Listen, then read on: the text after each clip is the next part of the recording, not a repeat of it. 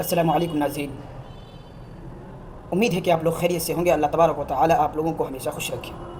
नाज़रीन किराम, जैसे ही इम्तियाज़ जलील साहब ने महाराष्ट्र टू मुंबई गुस्ताख रसूल के ख़िलाफ़ रैली निकाला तो बाबा रामगिरी कहने लगे कि इम्तियाज़ जलील साहब ये सियासत कर रहे हैं, इसलिए कि आगे विधानसभा का इलेक्शन आने वाला है और ये रैली निकालने का मकसद यही है कि आगे विधानसभा का इलेक्शन आ रहा है, इसलिए इम्तियाज़ जलील साहब ये सियासत कर रहे हैं।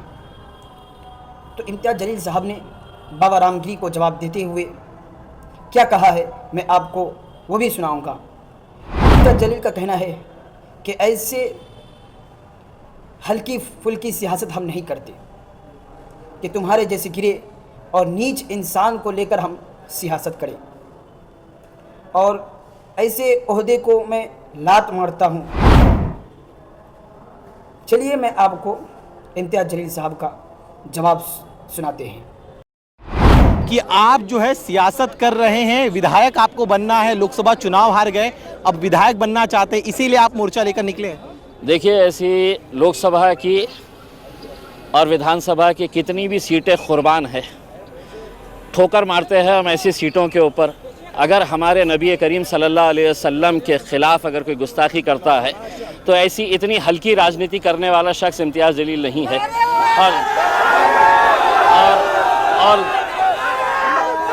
और दूसरी बात यह है कि मुझे राजनीति करने के लिए ये रामगिरी जैसे घटिया लोगों की ज़रूरत कभी नहीं पड़ेगी इंशाअल्लाह। उसमें मैं मेरे तौर के ऊपर मेरे जमहूरी इख्तियार है, मैं सिर्फ ये कहना चाह रहा हूँ, ये मुल्क में कायदा है, क़ानून है और ये संविधान है। अगर ये संविधान के हिसाब से मुल्क नहीं चलेगा तो ऐसे रामगिरी जैसे गुंडे मवालियों के हिसाब से तो देश चल नहीं सकता है, राणे जैसे गुंडे मवालियों के हिसाब से देश चल नहीं सकता है। उसमें मैंने सरकार को वक्त दिया था, टाइम दिया था कि आप इनके ऊपर कार्रवाई करो करके, और उनको एक चेतावनी दे रहा हूँ, अगर ज़बान इनके मुँह में है तो उससे बहुत खूबसूरत ज़बान मेरे मुँह में भी है। जिस दिन मैं इस्तेमाल करूँगा, जिस दिन मैं खोलूँगा अपनी ज़बान, तो कोई इनके पास अधिकार नहीं रहेगा मेरे खिलाफ भी कार्रवाई करने के लिए, क्योंकि कायदा कानून सबके लिए बराबर है। उनके लिए कायदा अलग नहीं हो सकता है और मेरे लिए अलग नहीं हो सकता है। इसलिए अगर रामगिरी ये कह रहा है कि मैं राजनीति कर रहा हूँ, तो मैं रामगिरी को सिर्फ इतना कहूँगा कि रामगिरी, तेरे से बोलने तो लगाए थे सरकार ने, तू अपनी जान बचा के रख, क्योंकि यही सरकार तेरी जान के पीछे भी पड़ सकती है और ठिकड़ा हमारे ऊपर फोड़ सकती है। तो तू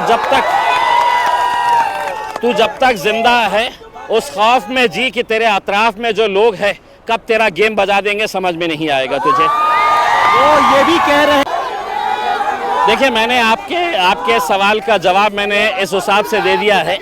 ऐसे 50 ओहदे जो है वो हम ठुकराएंगे, हम ठोकर मारते हैं साहब ऐसी सियासत के ऊपर, जहाँ पे आप खुलेआम हमारी ज़िंदगी से भी अजीम है, जिन्हें हम अपनी ज़िंदगी से भी ज़्यादा मोहब्बत करते हैं, हमारे पैगंबर सल्लल्लाहु अलैहि वसल्लम, हाँ, अगर उनके ख़िलाफ़ आप बोलेंगे और मैंने दूसरे राजनीतिक पार्टियों की तरह, नेताओं की तरह घर में बैठा रहूं और सिर्फ निवेदन देता रहूं, तो ये नहीं। मैंने भी बहुत निवेदन दिया। अब मैंने सरकार को कहा कि एक मर्तबा अगर तुम देखना चाहते हैं कि मेरी भी ताकत क्या है, तो अल्हम्दुलिल्लाह ये देख लीजिएगा कि क्या।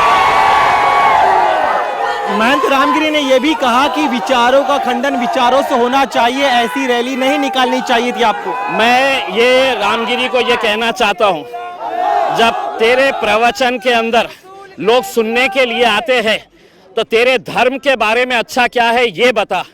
तेरे धर्म के साथ साथ एक इंसान की हैसियत से इंसान ने कैसा जीना चाहिए लोगों को ये बता, ना कि ये बता कि मेरा धर्म बहुत अच्छा है और इस्लाम धर्म के अंदर ये खामियां है। ये लोग सुनने के लिए नहीं आते। तेरे जैसे किराए के टट्टू सरकार के इशारों के ऊपर नाचते हैं। भगवा चोला पहन के कोई भी अपने आप को संत और महंत कह नहीं सकता है। एक दौर था कि जब आसाराम बापू के कदमों के ऊपर ये सभी लोग पड़े रहते थे। आज आसाराम बापू जेल में पड़ा हुआ है।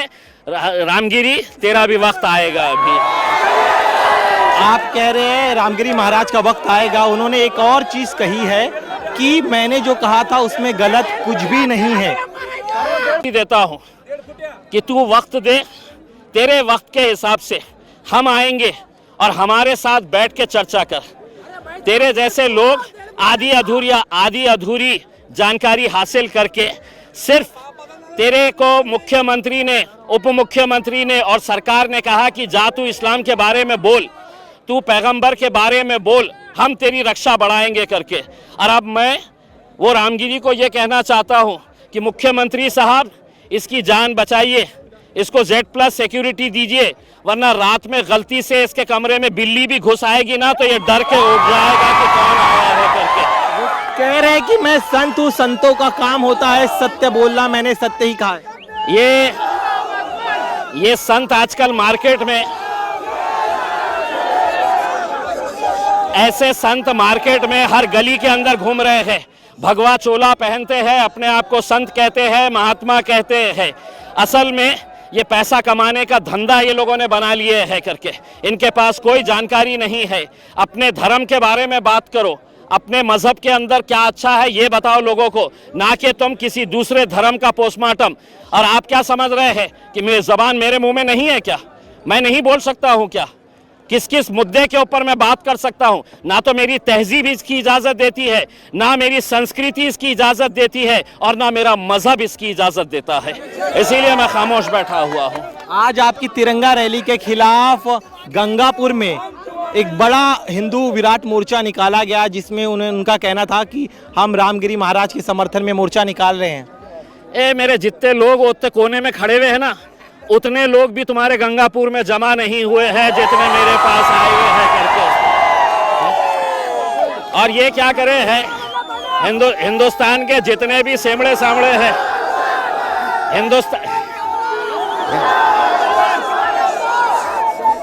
हिंदुस्तान के जितने भी चिल्लर हैं, वो सारे चिल्लरों को उन्होंने आज के दिन गंगापुर में जमा कर दिया है, क्योंकि उनको मालूम है कि शेर निकलने वाला था।